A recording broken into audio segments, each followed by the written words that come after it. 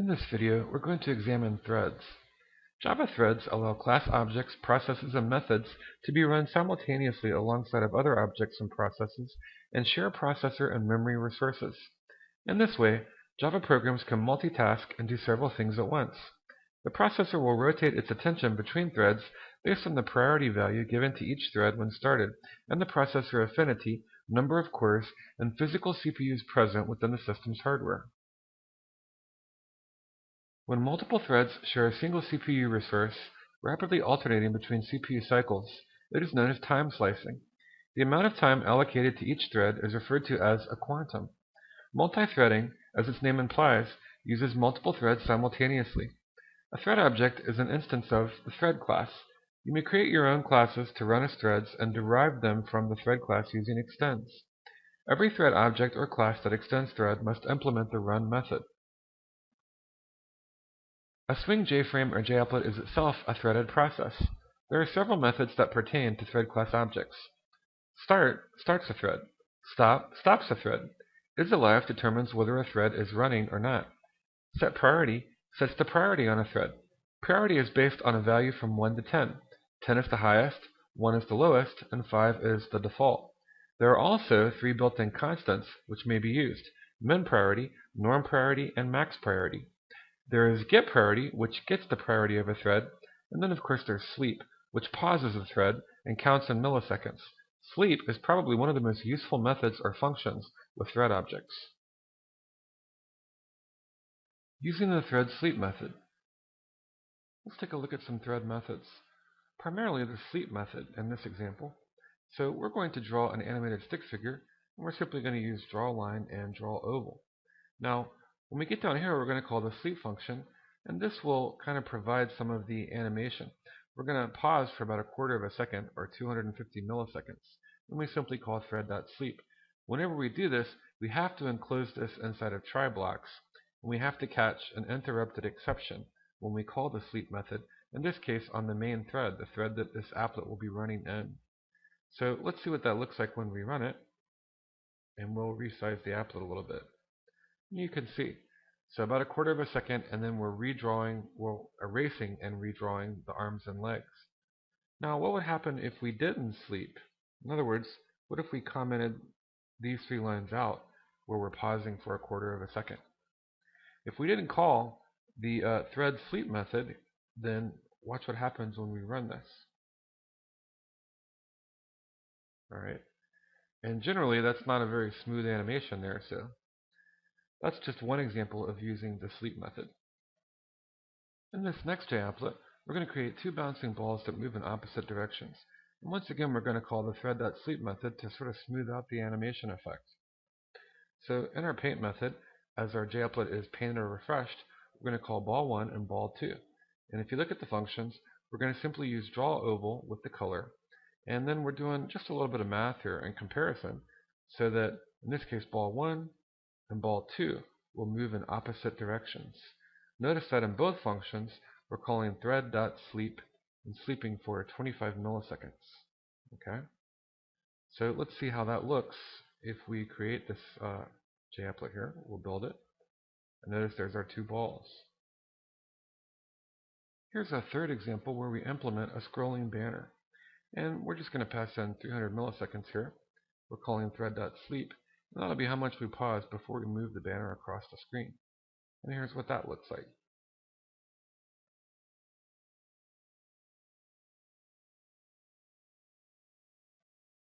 You can see the string.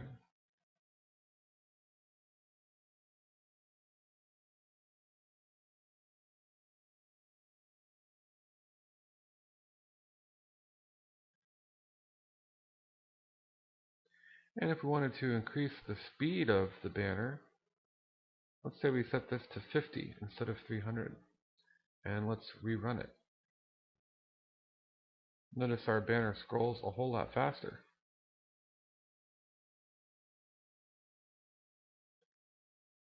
So you can see probably one of the more useful methods from the whole thread class object is the sleep method here. You can do a lot with it. Here's a fourth example, and we just have a JApplet and some JButtons, and we're implementing action listener. And in this example, let me go down here. We can create different smiley faces just using some of our graphics functions, but we can also call animate. And in the animate method, notice that we're just sleeping or pausing for a second, sleeping or pausing for a second, sleeping or pausing for a second, sleeping or pausing for a second. And in this case, we're just alternating back and forth between smile and frown. And here's the smiley face, and here's the frowny face. So let's run it and see how it looks. Nothing yet.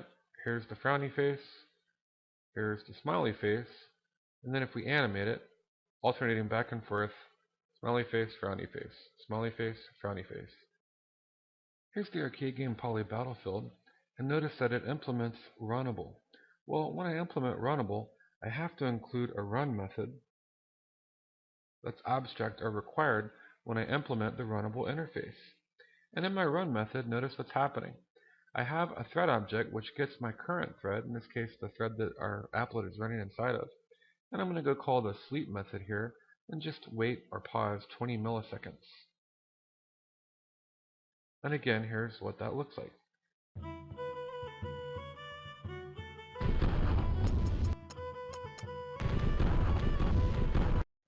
Now also, I have attack player missiles and attack player mines, which the enemy objects will employ against the player.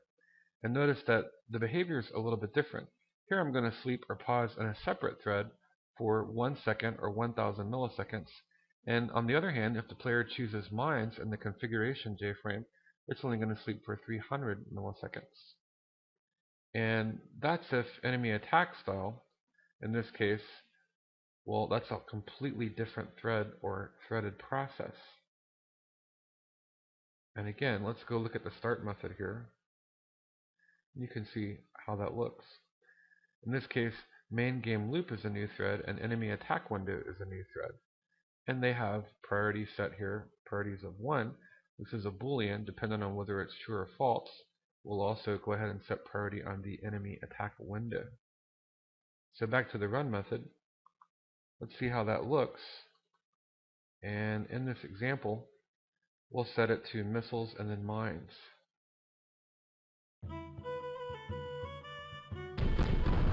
Alright, so let's look at enemy fire. Enemy fire is turned on.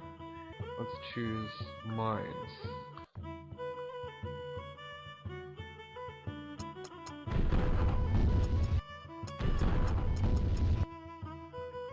And now I'm going to choose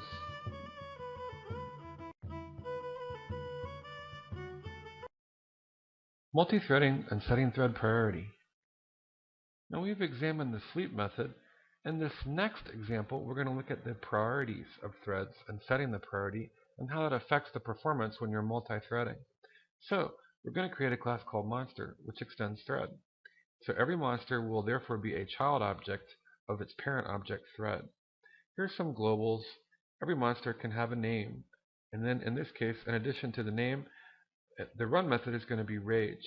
So we'll build our monster, and when we call the start method on the thread, the run function is going to then turn around and call rage, and our monster goes into a rage. We're going to loop here.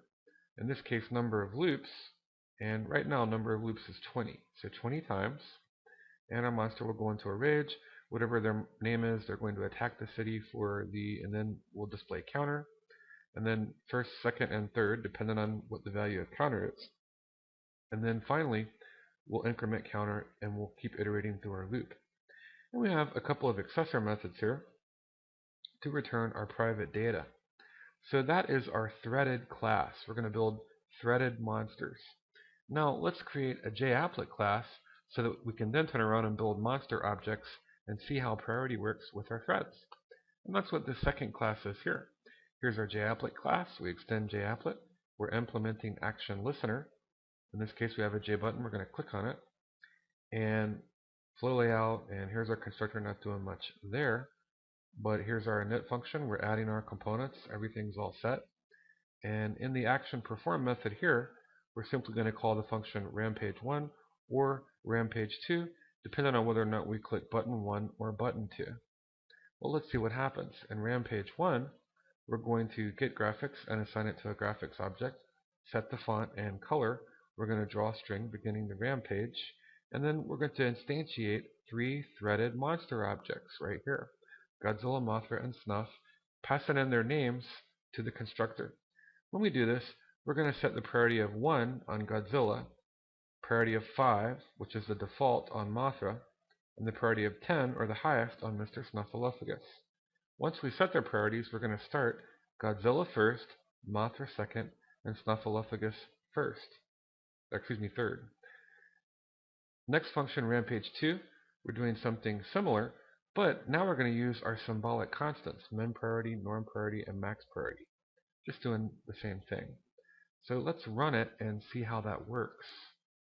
We'll go run monster mash here. Alright, here's our class. Let me expand this a little bit. Alright. Flow layout is, let me resize that. There we go, get flow layout. Alright, so we're going to do Rampage 1, and this was setting the priorities of 1, 5, and 10. Okay. And beginning the Rampage 1, and notice when we do this, Godzilla attacks the city for the first time. And then it's Godzilla, Godzilla, Godzilla, and Godzilla just keeps right on going all the way to the 11th time. Well, who had the highest priority? If we scroll down here, let me collapse this window over here with my method. Who had the highest priority? In this case, Godzilla had the lowest priority. However, he started first. But because Mothra and Snuff have higher priorities, they're going to cut in on Godzilla before he finishes. And that's what happens here. Godzilla gets to the 11th time, and then Mr. Snuffy here, Snuffleupagus, he cuts in on him. Why? Well, what's his priority? He has higher priority. So even though he started last, he's going to cut in long before Godzilla finishes because his priority is higher. And once Mr. Snuffy cuts in here, first, second, third, let's just scroll all the way down, and Mr. Snuffy goes all the way to 7. And finally, Mothra comes in. Even though he started before Snuff, although he did start after Godzilla, his priority was only the default of 5. Okay, so then Mothra comes in. And then Snuffy gets 8, 9. And Snuffy goes all the way here, all the way down to 20. Okay, and then when he's done, now Godzilla gets some of his attacks in. He gets to finish up his attacks. So the highest priority thread, even though it started last, finished first. Godzilla has the lowest priority, but he started before Mothra. So he's already at 18 now. Even though Mothra started after Godzilla, he has a higher priority, a default priority. So let's see what happens with Mothra. Mothra keeps going. He gets all these attacks here. He keeps going. He keeps going. He keeps going. He gets to the 20th time. And then finally, even though Godzilla started first, he's going to finish last because he had the lowest priority. And that's what happens when we're running 3 thread objects simultaneously side by side with different priorities. You can see how the priorities affect the thread objects when we call the method setPriority. Now remember, Rampage 2 was doing something similar, but instead of using numerical values, we're using the symbolic constants min priority, norm priority, and max, which is still basically the values of 1 and 5 and 10. Same thing we had up here. So let's run it. We'll do Rampage 2, beginning the Rampage 2. And again, let's look up here. Here's Godzilla, and then Snuffy cuts in because he's got higher priority. And Snuffy gets to finish his attacks. And then even though Mothra was started before Snuffy, Snuffy had higher priority. Now Mothra goes, and Godzilla was started before Mothra, but he has lower priority. So again, just notice the behavior of these threads as all 3 of them are running side by side together. See how priority affects how much CPU time each thread gets. Mothra gets all the way to 18 before Godzilla gets a chance to even go a 4th time. And this is something known as thread starvation. When a thread is of a very low priority and it doesn't get enough time or CPU cycles to run because of other threads, then we call that thread starvation. So in this case, finally Godzilla gets another crack. He goes a 4th time. Then Mothra goes the 19th time. Remember, Mothra was in the middle there. And then Godzilla gets his 5th time. Mothra gets his 20th time. And even though he started first, Godzilla finally gets a crack at it at the very end, and he finishes last. So again, the same results. And you can see how setting the priority on a thread affects how much CPU time it gets when it's running alongside of other threads in a multi-threaded application. Finally, we get to the SwingWorker thread. Multi-threading and using the standard sleep method with a graphical user interface can be tricky. For the duration of this method, the JFrame or JApplet GUI can become unresponsive where it shares processes with the same thread being put into the sleep state. To alleviate this issue, the beloved selfless open source benefactors who bequeathed to us Java, Sun Microsystems, now assimilated by the Oracle Collective, gave unto us the SwingWorker thread.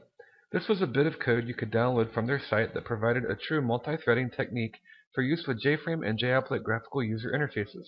Just include it as a class in your package and instantiate it. I'm using several different kinds of thread objects here, but also primarily a SwingWorker thread object. So notice I have, in this case, an abstract class SwingWorker. And I just downloaded this from Sun's website. And it's very useful when you're multi-threading things and you want to create several threaded processes that can run simultaneously. So all this code is pretty much directly from Sun Microsystems, I guess now called Oracle. But this is a SwingWorker thread. Just Google SwingWorker thread, or you can copy it off the website, or just copy it from the video here. Okay, so notice that it basically just launches a threaded process. Whatever we pass to it, it kind of takes over, and whatever code we're going to put inside of its methods, in this case, will run as a separate threaded process. So that's our SwingWorker object. Now over here in game functions for Pirate Arena, I'm using several different threaded methods. First I have a wait function, and it just uses the plain old vanilla normal thread.sleep method, and it will sleep or pause for however many seconds I pass in. But if I were to simply call this in a combat loop, then what it would do, unfortunately, is lock up my interface, and the player wouldn't be able to do things like switch weapons or interact with the interface while they were stuck in a combat loop.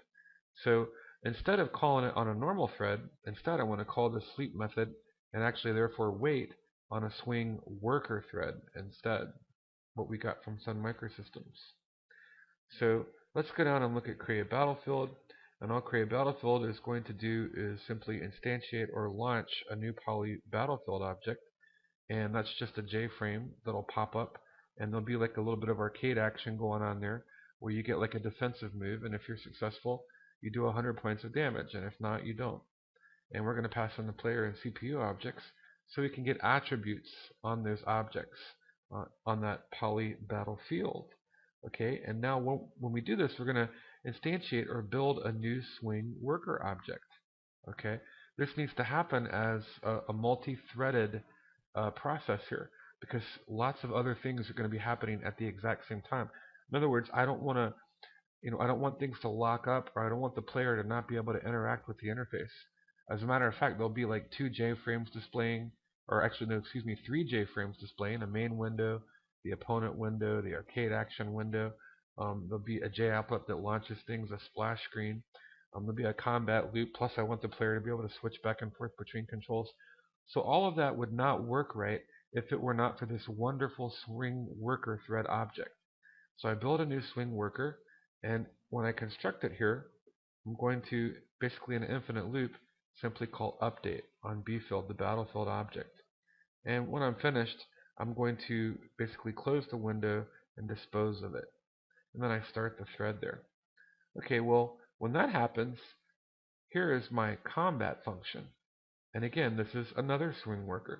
So we have one SwingWorker that will end up launching another SwingWorker. But in combat here, what happens? Well, I had some buttons that were disabled on my interface, so I'm going to enable them. I'm going to stop the theme music playing, which is just an audio clip. I'm going to build a new opponent frame here, and I'm going to call Create Battlefield. Okay, and that takes care of all of that. And we just covered Create Battlefield. Then I'm going to come down here, and I'm going to call Display Stats on my player objects. And then I'm going to launch Battle Sequence. Now notice all of this, I'll highlight the curly brace here so you can see. All of this takes place in the construct method of our SwingWorker object. We're building this on the fly, and if you look at the opening curly brace here and the closing curly brace way down here, all of that is part of a SwingWorker class object, alright, threaded object. So you can see how that works. Let me scroll up a little bit more. So you can see all of that, right? So in other words, This SwingWorker will turn around and launch other processes or other threads that are themselves, child objects of a SwingWorker class object. And finally, when we're all done after battle sequence, we're going to determine who the winner was in our combat sequence. Okay? And I need to be, again, very careful that, especially this method, battle sequence, is called within the context of that SwingWorker thread and not outside by itself. Otherwise, my whole interface would lock up and the player wouldn't be able to interact and click buttons and change things on the interface with the game. So I do it that way, and then if you look at battle sequence, let me go down here and find it in the navigator pane. Drop down to battle sequence here. Battle sequence is just sort of like Mortal Kombat, and I'm calling wait, and then I'm giving, a little bit of randomness there depending on who gets the first attack, and then either the player attacks the opponent or the opponent attacks the player, and then there's a counter attack, and we pause and so forth. But all of that takes place as a separate threaded process in a SwingWorker thread. So let's launch the game and see how the process works in a SwingWorker thread. And here are all my interfaces. I have a JApplet and several different JFrames here. So we'll launch the JApplet splash page. And when we do, we're going to click on the launch button, which will then spawn a JFrame, which is sort of the main game window. And I'll just minimize that and minimize that so you can see we'll leave this right where it is. And let's click on start.